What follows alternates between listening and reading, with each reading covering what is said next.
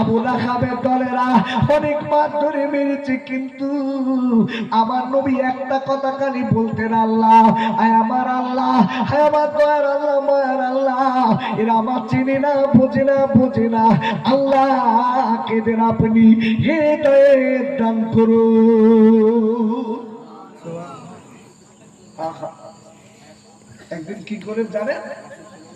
শোনাওয়াজ বলছি, আখা আবু জেহেল কি করেছে? বিশ্ব জাকাতের নবীর পিছনে লেগে গেছে, মার্ডার করবে নবী, রাসূলকে মার্ডার করবে। এখন বাপ বিশ্ব জাকাতের নবীকে মার্ডার করবে, এক জায়গায় বসে সবাই আলোচনা করতেছে, মার্ডার করবে